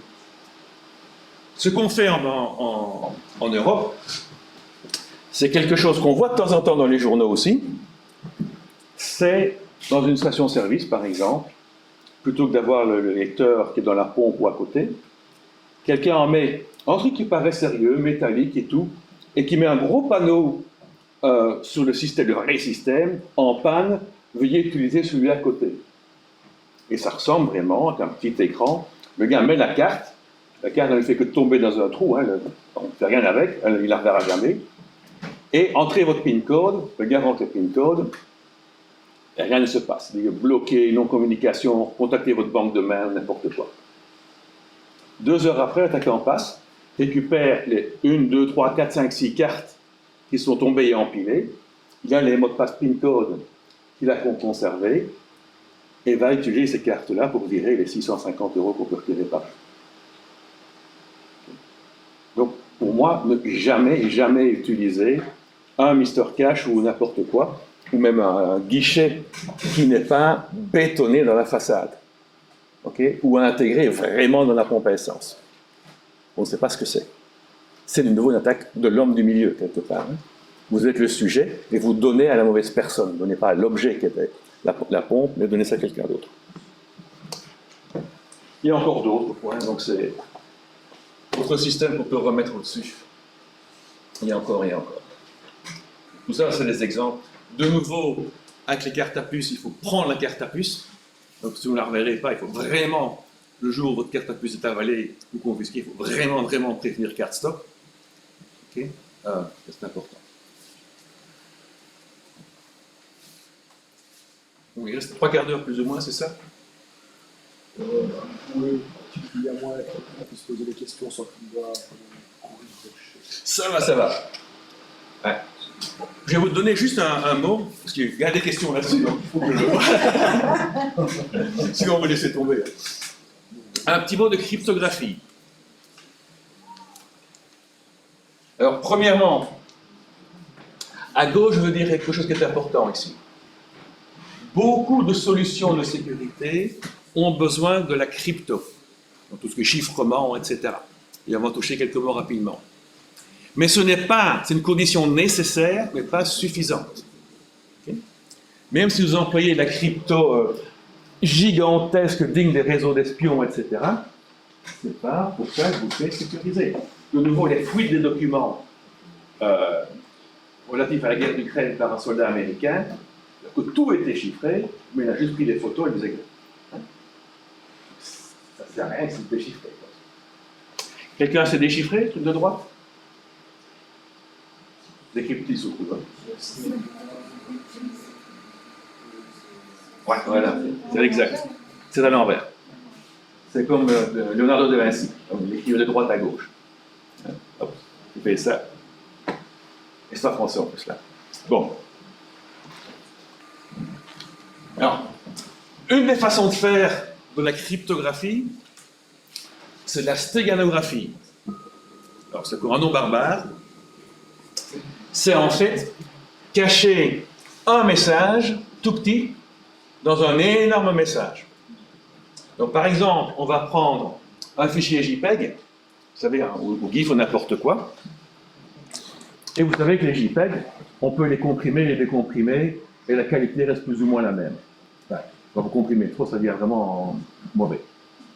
Mais ce qui veut dire aussi, que si vous mettez d'accord avec quelqu'un de dire que je vais remplacer dans mon JPEG le premier, le millième, le 2 millième, le 3 millième byte par des valeurs que je veux mettre dans mon message, je veux dire hello par exemple, le premier caractère ça sera un H, puis un E, puis un L, puis un L, puis un O, je mets ça au premier, milliard, 2000, etc. L'image sera un petit peu abîmée, mais très peu, donc ça ne se verra pas à l'œil nu. Vous pouvez l'envoyer par email. La personne qui va le recevoir va récupérer le caractère qui est à position 1, 1000, 2000, 3000, etc. et récupère le hello. On cache un message dans une masse d'informations. C'est clair, si vous avez un JPEG qui fait 1 mégabyte, vous ne savez pas envoyer 1 mégabyte de caractère, parce que sinon tout sera une photo, quoi. Mais vous pouvez mettre ce byte dedans. C'est comme ça qu'on fait aussi ce qu'on appelle aussi les filigranes. Si vous demandez pourquoi on a, quand vous regardez un film sur France 2 ou n'importe quoi, le logo France 2 ou RTBF, c'est pour savoir si on a récupéré une copie qui est streamée quelque part, d'où ça vient. Donc certains documents top secrets aussi, et c'est peut-être pour ça aussi qu'ils ont trouvé la personne. Dans tous les documents top secrets, on fait souvent des fautes d'orthographe à certains endroits. Et chacune des copies de documents top secrets a une faute d'orthographe à un autre endroit. Un passage à l'inclito. Donc, C'est le même document, c'est le même texte, mais on peut récupérer la source. Un des exemples, c'était au tout début des photocopieuses couleurs. Vous n'étiez pas né. Enfin, peut-être certains des 3 personnes là. Moi j'étais né en tous les cas. Le gros crainte des photocopieuses couleurs, c'était de faire des faux billets. C'est pour ça que les billets maintenant sont beaucoup plus résistants à la copie qu'avant. Une des grosses craintes, c'était ça. Ce qu'on a imposé pour vendre des photocopieuses couleurs, c'est de mettre en jaune, c'est une couleur qu'on ne voit pas souvent. L'œil humain n'est pas habitué à voir le jaune, vraiment. Sauf quand vous regardez le puissant à votre pelouse. Et donc, ici, on a mis le numéro de série de la photocopieuse couleur, ou de l'imprimante couleur, en mettant des petits points, donc de 0 et de 1, pas compliqué, à certains endroits. Quand on fait une photocopie, on ne va pas voir qu'il y a des endroits qui sont jaunes ou pas jaunes. Donc c'est un tout petit point, c'est un pixel. Si on l'éclaire en lumière bleue, tous les petits points jaunes vont apparaître en noir. Donc ça, c'est une photocopie, une page blanche, hein, normalement. Et vous voyez, il faut une page blanche, une page blanche en lumière bleue. Donc vous récupérez tous ces bits-là, vous les mettez dans le bon ordre, vous avez le numéro de série de la photocopieuse. Stéganographie. Okay. Sinon, quand on parle en crypto habituel, on va parler de certains vocabulaires. Donc vous prenez un texte en clair, en anglais plain text. Plain, ça veut dire super, civil, quoi, quelque part. Hello. On va passer par une fonction mathématique qui va l'encrypter. Ça va donner ce qu'on appelle le texte chiffré, le ciphertext. Et à destination, ou aux destinations au pluriel, on va pouvoir le déchiffrer, le décrypter, on va récupérer elle. Et donc on a le texte en clair, c'est le texte qu'on émet et qu'on reçoit, et le texte chiffré, plus quelque chose qui encrypte et quelque chose qui décrypte. Tous les algorithmes de chiffrement, ce sont des fonctions mathématiques. Okay? Ce n'est pas des sinus, des cosinus, mais c'est très lié à ce genre de système. Et ils ont plusieurs paramètres. Donc comme une fonction en C ou en Python ou ce que vous voulez peut avoir un ou plusieurs paramètres, tous les algorithmes de chiffrement auront au moins 2 paramètres. Un, qui est le message en clair qu'il faut chiffrer, ou le texte chiffré qu'il faut déchiffrer. Et le second paramètre, c'est la clé, qui permet à la fonction d'avoir le résultat. Alors, la clé est importante. Et les valeurs possibles de la clé sont importantes aussi. Alors, si la clé peut prendre la valeur 0 ou 1, on peut prendre la valeur entre 1 et 2 exposants 128. Un attaquant qui a un texte chiffré, les algorithmes de chiffrement et de déchiffrement sont connus, ils sont publics en général. Donc, ils ne sont pas secrets. Donc, j'ai un texte chiffré, je connais l'algorithme. Si je n'ai que 2 clés possibles, la 0 ou la 1, j'essaye la 0, c'est pas bon, j'essaye la 1, c'est bon. Facile à casser. Par contre, si je dois essayer avec la clé 0, 1, 2, 3, plus que 2 exposants 128, ben même si vous allez extrêmement vite avec votre ordinateur, vous serez tous retraités, vous serez tous retournés en poussière. Hein. On ne sera plus là. Il y avait des systèmes dans le temps qui dépendaient de 56 bits seulement. 56 bits, maintenant, avec l'ordinateur qu'on a, c'est une histoire d'une minute ou deux pour essayer toutes les combinaisons. 128, pour l'instant, c'est 256 qu'on utilise, c'est énorme. Bien que, si on attend d'arriver jusque-là, il y a un truc qui s'appelle l'informatique quantique, où là, ça devient un petit peu différent. Donc, l'attaque brutale existe toujours. Ah, sur les clés. Alors, ces clés, donc elles sont utilisées pour chiffrer et pour déchiffrer. Alors, on peut avoir 2 systèmes de chiffrement. On emploie la même clé pour ouvrir et fermer, chiffrer et déchiffrer, ou alors des clés système asymétriques, on emploie des clés différentes, une pour chiffrer et une pour déchiffrer. Bon, c'est clair que ces 2 clés-là sont liées l'une avec l'autre. Hein. Il n'y a pas de miracle. Ce n'est pas 2 clés au hasard, c'est vraiment l'une et son dual quelque part. On va voir les fonctions les plus simples, par exemple, c'est 3 et 1 tiers. Si votre algorithme de chiffrement, c'est la multiplication, si la clé de chiffrement, c'est 3, il faut prendre un chiffre, pour le chiffrer, vous multipliez par 3. Pour le déchiffrer, vous prenez le nombre chiffré, vous le multipliez par un tiers, vous récupérez le nombre de départ. Hein. C'est ça. Donc, il y a une liaison mathématique entre les deux. Bon, 3 et 1 tiers, la liaison est évidente et facile à faire à l'envers. Dans les vrais systèmes de chiffrement, ce sera des opérations beaucoup plus complexes que prendre l'inverse. Hein, clairement. Elles sont liées mathématiquement. Donc, dans le cas d'agrégement à clé symétrique, donc c'est la même clé, dorée, par exemple ici, qu'on utilise dans la fonction mathématique, fonction informatique pour chiffrer et déchiffrer. Par exemple, ici, la clé c'était 4. Bon, on va chiffrer en multipliant par 4. Et par contre, pour déchiffrer l'algorithme, ben, c'est divisé. Il faut avoir 4 aussi. Donc, si on prenait 15, on multiplie par 4, on a le texte chiffré qui est 60. On le divise par 4, on retombe sur 15.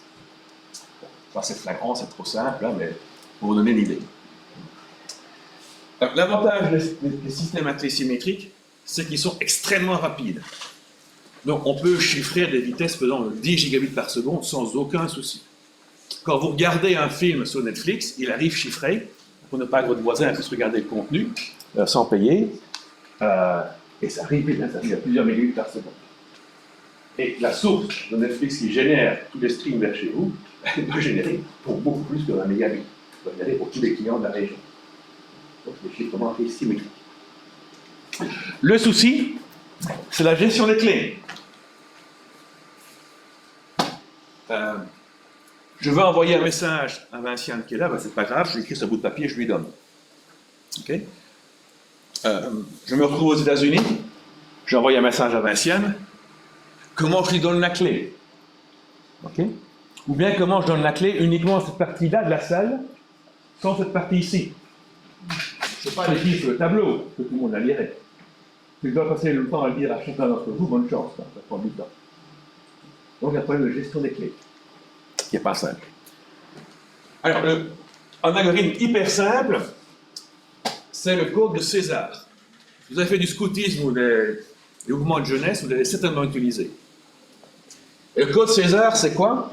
Pour chacune des lettres de l'alphabet, donc César, c'est le César en parenthèse, hein, c'est le premier code qui était utilisé peu avant Jésus-Christ.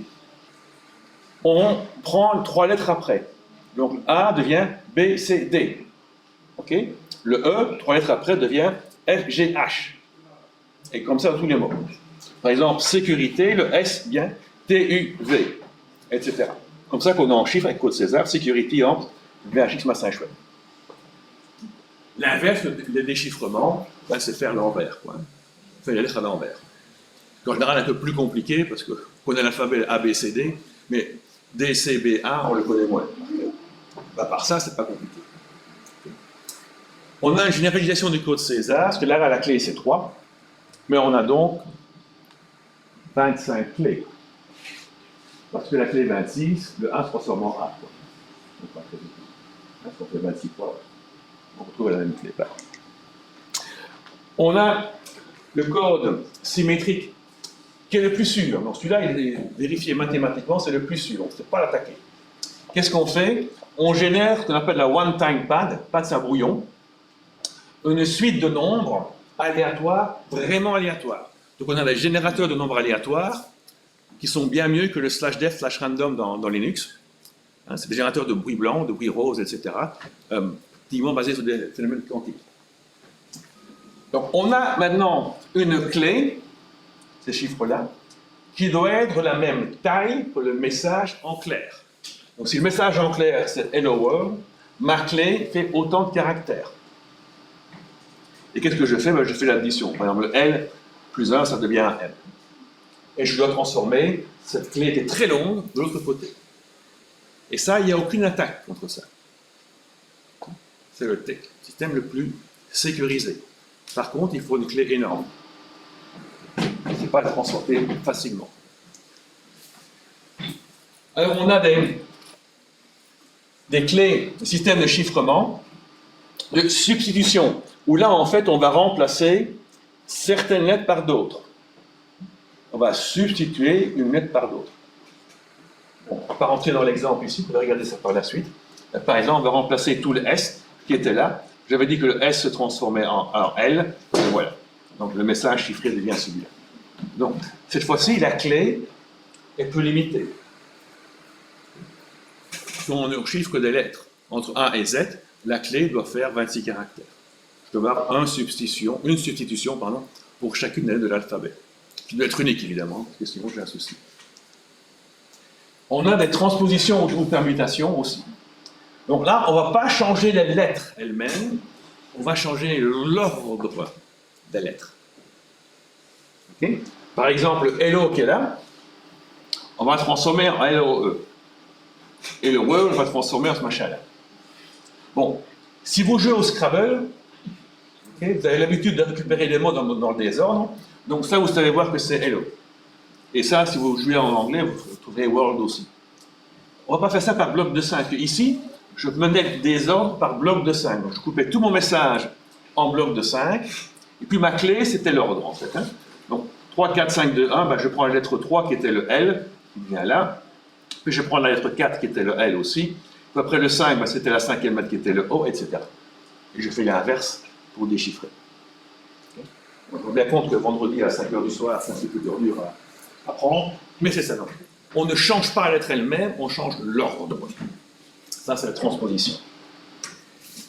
Et tous les systèmes symétriques que vous voyez pour l'instant, donc que ce soit AES 128 ou AES 256, etc., qui sont utilisés par tout ce qui est Internet, c'est un mélange de permutation et de substitution. Okay. On mélange les deux carrément. Système asymétrique. Là, on va utiliser donc une clé, par exemple dorée, pour chiffrer, et une clé verte pour déchiffrer.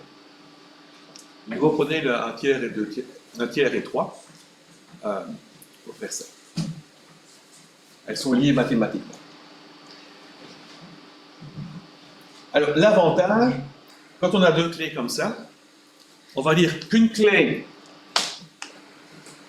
c'est pour moi, c'est la clé privée d'Éric Vinck, et l'autre clé, c'est ma clé publique, que je peux donner à tout le monde. Okay. Quand vous vous connectez sur Google, vous avez HTTPS. Quand vous vous connectez au tout début, Google ou Facebook ou Twitter ou n'importe quoi va vous envoyer, dans les toutes premières informations qu'il reçoit, sa clé publique. Tout le monde a accès à la clé publique de tous les serveurs web avec HTTPS. Public, elle n'est pas privée. Elle est privée. Donc le problème de distribution maintenant, il est résolu. Que dès le départ, dans le cas de SSL, donc TLS, etc., HTTPS, dans les premiers paquets, on donne la clé publique. Problème résolu. Et je garde. L'autre problème, c'est de garder sa clé secrète. Ça, c'est un peu plus compliqué. Mais bon, ça existe. Donc c'est génial. Malheureusement, c'est extrêmement lent. Oui. Je ne sais pas si vous avez encore parlé du SSL. Pardon? Je ne sais pas si vous avez pas encore parlé. Du SSL? Je vais en toucher juste un mot. En fait, c'est juste pour ce qui veut dire l'acronyme. Ah, l'acronyme. Secure Socket Library. Je vais l'écrire. Bon, normalement, on devrait dire autre chose. Donc, on devrait dire, pour faire un acrostiche, on devrait parler de TLS.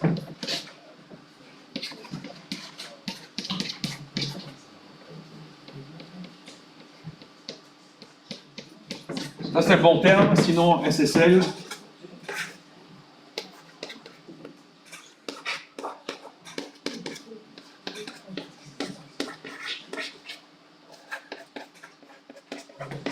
Bon, ça, je suis moins sûr parce qu'on emploie les acronymes, on ne sait pas très bien ce que ça veut dire. Et voilà. Donc, le truc de ce machin-là, c'est extrêmement lent. Donc, toutes les opérations-là sont lentes. Donc, on ne sait plus, on ne saurait pas chiffrer un film Netflix en streaming avec ce genre d'algorithme. Okay. Ça, c'est pas de chance. Mais par contre, gros avantage, extrêmement simple pour distribuer les clés. Et on va s'en servir de deux façons. Alors, une façon, c'est pour la confidentialité. Donc, on va parler ici d'Alice et Bob. A et B, hein, tout simplement. Et Alice a la clé publique de Bob, et Bob a sa clé privée. Donc, ces deux clés-là, c'est la clé publique de Bob et la clé privée de Bob. À ce moment-là, si je veux envoyer un message que seul Bob va voir, comme quand je envoie mon mot de passe chez Google ou chez Facebook, j'ai la clé publique de Google ou de Facebook, je vais faire quoi? Je vais chiffrer avec la clé publique de Google, de Bob ou de Facebook, et Google, Bob ou Facebook, avec leur clé privée, sont capables de défaire le chiffrement et donc de récupérer le message. Ok? Et comme il n'y a que Bob qui a la clé privée de Bob, il n'y a que lui qui peut déchiffrer. C'est génial quand vous voulez l'envoyer à une personne, évidemment. Si vous l'envoyez à 10 personnes, il faut utiliser les clés publiques des 10 personnes. Oui? J'avais justement lu il y a longtemps sur Wikipédia qui parlait des exemples Alice et Bob, et j'avais vu qu'ils utilisaient ces deux noms-là comme étant des exemples. Y a-t-il une raison en plus? Non. Donc, TLS et SSL? Non, je vois vraiment Alice et Bob. Ah, Alice et Bob. Non, il y a... C'est historique. Donc, pourquoi est-ce qu'on utilise Alice et Bob? C'est historique. Donc, tout ce qui date de... Tout ce système-là date des années 80, fin des années 70 même, 1970. Hein. Et on parlait d'Alice et Bob, tout simplement, A et B. Alors, il y a parfois aussi la mauvaise personne qui arrive, c'est Charlie, C. Et parfois, l'autre personne, c'est Eve. Evil, en fait. Mais c'est juste des noms comme ça, quoi. Est-ce que je envoyais cet exemple sur Wikipédia? C'est classique en crypto, on parle toujours d'Alice et Bob, on fait des blagues avec ça. Il y a des poèmes, pratiquement. Enfin bon, c'est une culture, quoi, geek. Voilà. L'inverse, maintenant, qui est très importante, c'est quand on va utiliser les clés dans le mauvais ordre. Cette fois-ci, Alice va chiffrer un message qu'elle veut signer. Donc elle veut dire que c'est elle qui a écrit ça, et personne d'autre. Donc Alice va utiliser sa clé privée pour chiffrer un message. Il n'y a que elle qui peut faire ça. Parce qu'il n'y a que elle qui a sa clé privée. Par contre, tout le reste du monde a accès à la clé publique d'Alice. Et donc tout le monde peut déchiffrer. Donc il n'y a pas de confidentialité. Le monde entier peut déchiffrer le message. Mais par contre, le monde entier a la preuve mathématique que c'est bel et bien Alice qui a envoyé le message. Elle ne peut pas répudier ce message-là. Elle ne peut pas dire non, c'est pas moi. Mathématiquement, c'est prouvé, c'est elle. Un juge va dire que cette signature-là, elle est valable. Je suppose que vous êtes trop jeune. Non, peut-être pas. Vous pouvez certainement, vous avez plus de 18 ans, utiliser votre carte d'identité pour signer des prêts hypothécaires pour acheter une maison si vous êtes riche. Dans quelques années, vous pouvez le faire. C'est ça qu'il y a derrière. Okay?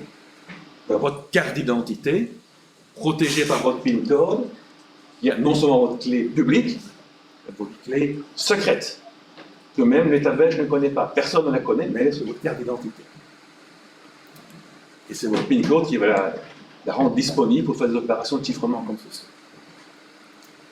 Donc c'est ça la force, la grande force de tout ce qui est chiffrement asymétrique. C'est pas pour chiffrer des grandes données, des grands fichiers vidéo, des grands fichiers de données, des bases de données, mais surtout pour authentifier, signer des documents, signer des transactions, etc. Bon, ça se complique. Là, voilà, les acronymes sont là pour vous faire plaisir. Il faut y penser plus tôt. Le seul truc qu'il y a, c'est que maintenant, oui, c'est bien. Et comment est-ce que je sais que c'est la clé d'Alice? Ou la clé de Bob? Bob me dit, voilà, fais ma clé publique. Mais c'est peut-être la clé publique de Charlie. Et dans la clé publique, c'est qu'un numéro. Il n'est pas marqué que ça appartient à Bob. Ou à Alice, la clé publique. On est obligé d'avoir un autre concept, et je ne vais pas rentrer dans le détail, qu'on appelle les certificats, qui en fait, quelques personnes de confiance vont dire, comme l'État belge pour les cartes d'identité, oui, la clé publique sur ma carte d'identité appartient bien à M. Éric Vinck, numéro national, blablabla, lié à la carte d'identité, blablabla. On appelle un certificat. C'est une notion un petit peu compliquée, mais c'est important à savoir aussi. Alors, les attaques contre la crypto, je ne sais pas que vous avez des fonctions mathématiques très évoluées, que vous êtes protégés. Attaque brutale. Normalement, les clés, en général, c'est des nombres aléatoires, donc ça va, il n'y a pas trop de soucis. Mais il faut que l'espace soit large. Donc, on n'a pas d'attaque dictionnaire, que le nombre est vraiment aléatoire. Vous avez des clés qui sont sur 32 bits ou 52 bits. C'est vraiment super simple. Alors, il y a aussi des algorithmes, malheureusement, de chiffrement qui sont mauvais ou mal utilisés. Vous avez peut-être demandé pourquoi on parle en Wi-Fi de Web 2 ou de Web 3. Ben, parce qu'il y avait un Web 1 au départ, mais qui était vraiment mal fichu. Okay? Ils avaient utilisé la crypto de manière tout à fait idiote. De nouveau, souvent la crypto est nécessaire, mais n'est pas suffisante. Donc dans le Web 1, Web tout court, il y avait de la crypto, mais mal utilisée, dramatiquement mal utilisée. Alors ce qu'il y a, je suppose que vous avez été exposé à tous les ordinateurs quantiques. C'est vraiment tout neuf, tout neuf. Quelque chose qui existe depuis 5-10 ans. Non, mécanique quantique. Normalement, on va passer en secondaire. Mais vous avez entendu parler qu'en fait, quand les électrons tournent autour du noyau d'un atome, on ne sait pas exactement où est l'électron. C'est qu'une probabilité. Un peu lié à ça, donc tout ce qui est de la probabilité, on peut avoir des particules qui ont un spin, haut ou bas, et on ne sait pas lequel c'est. Et quand on mesure, on le sait lequel c'est. Et en clair, comme on ne sait pas ce que c'est comme le chat de Schrödinger, hein, c'est exactement ça, on ne sait pas si c'est un 1 ou un 0. C'est les deux en même temps. Okay. Donc ça, c'est ce qu'on appelle la quantum bit, qui est à la fois un 0 et un 1. Quand vous en mettez deux, vous avez 2 qubits, etc. Et donc, quand vous avez par exemple 16 qubits ou 32 qubits, ils ont tous des valeurs de 0 et 1 en même temps. Donc, une valeur là-dedans, c'est la bonne valeur de clé. Donc, avec des constructions mathématiques, et informatiques, pardon, basées là-dessus, c'est encore extrêmement rare ce genre d'ordinateur, extrêmement cher. On pourrait donc avoir sur des clés de 256 bits, ordinateur qui a 256 qubits, qui a toutes les valeurs de clés instantanément, pourrait casser. Et surtout faire des opérations pour casser les clés asymétriques. Et ça devient très très ennuyant. Donc pour l'instant, vous le voyez, on est 160 qubits, c'est rien du tout. Comparé les clés asymétriques, en général, pour l'instant, demandent 2048 bits. Donc on a encore un petit peu de temps, mais on a, à l'UFNET, comme je vous en parlais, mais aussi à d'autres organisations, on essaie de remplacer tout ce qui est chiffrement asymétrique par des systèmes qui vont résister à la crypto. C'est plutôt un ordinateur quantique.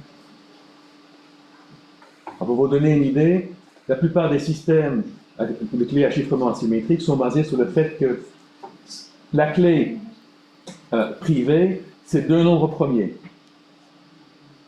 Okay. P et Q, typiquement. La clé publique, c'est le produit des deux. Donc si je mets 3 et 7, deux nombres premiers, ça c'est ma clé privée que je garde pour moi. Ma clé publique, c'est 21. Vous allez me dire, 21, oui, c'est facile de trouver, je factorise. Hein, le TGCD, le TCM, je ne sais plus quoi, à l'école même primaire ou le cas secondaire, on avait appris comment le faire. 21, c'est un petit nombre.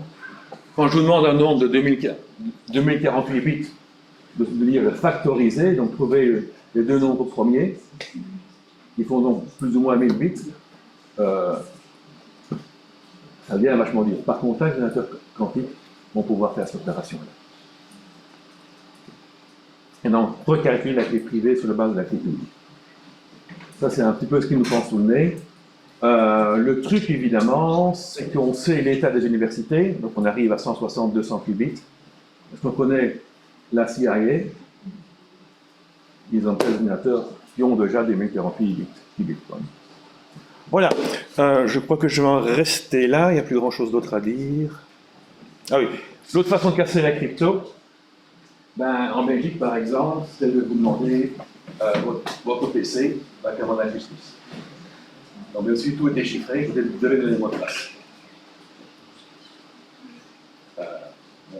Belgique, c'est pas gênant, on est un État démocratique, 99,99%. Mais dans d'autres pays, c'est pas le cas. Ouais, on va laisser tomber. La seule chose, et le dernier message que j'aimerais vous laisser, avant de passer aux questions, 100% de sécurité, ça n'existe pas. Donc si dans un cours, ou un vendeur, quand vous serez du côté des acheteurs informatiques, etc., ou quand un client vous demande, faites une solution qui est à 100% sécurisée, il faudra lui dire non, ce n'est pas possible. Alors, une des phrases qui date pour moins d'une cinquantaine d'années maintenant, du premier gars qui a lancé tout ce qui est la sécurité sur Internet. Donc, c'est vraiment au tout début d'Internet, pour vous donner l'idée. Alors, il dit ceci. Le seul système vraiment sécurisé, c'est celui qui est éteint. Bon, c'est pas très utile, et déconnecté, encore moins utile. Enfermé dans un coffre-fort en titanium. Titanium, c'est le truc dont on fait les mèches de foreuse. Vous avez une idée, donc un métal très résistant. Enfermé dans un bunker en béton armé, entouré de gaz innervants, donc vous respirez et vous êtes mort, et gardé à l'extérieur par des gardes très bien payés. Parce qu'un garde, on peut le soudoyer. Et encore, il dit, et je ne parierai pas ma vie dessus. Bon, c'est un peu exagéré, mais ce que je veux dire par là, la sécurité, il n'y a pas de système à 100% fiable, jamais, jamais. On a beau mettre les moyens techniques qu'on veut, on va monter à 99,99999, il sera toujours un risque résiduel. Et évidemment, l'attaquant ne va pas passer par là où vous pensez. Il va passer par le côté. C'est ce qu'on appelle le tas de l'ingénierie sociale. Une grosse qui entre le clavier et la chaise. Vous aurez des emails, vous faire passer pour le support technique. Ah, donnez-moi votre mot de passe parce que votre système est bloqué. Et des trucs comme ça. Voilà. Ce qui me concerne, je vais arrêter là. Je vous repasse la main à tous les deux.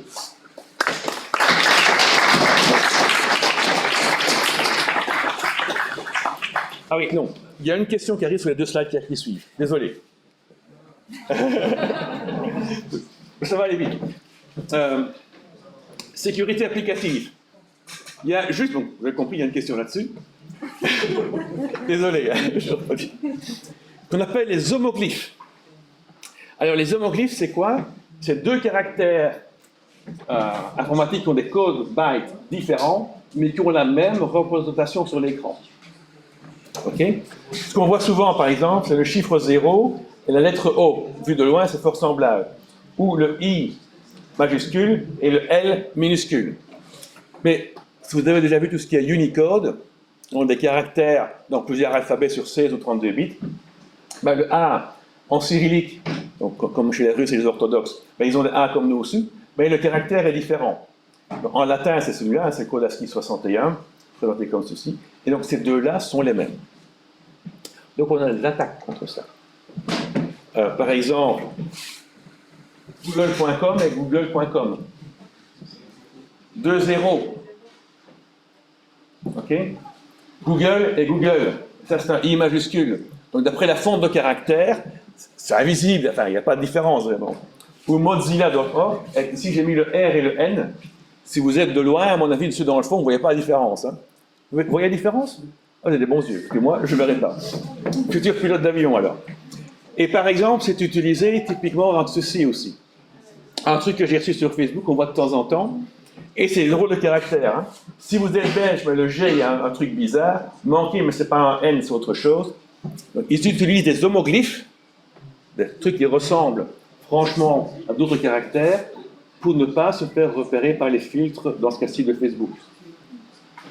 Okay. Bypasser tout ce qui est anti-spam, etc. Pour vous, vous savez, non, mais dès que vous voyez un truc comme ça, il ne faut pas y aller, quoi, hein, clairement. Si on emploie des homoglyphes, c'est qu'il y a un souci. Voilà, il y a une question là-dessus.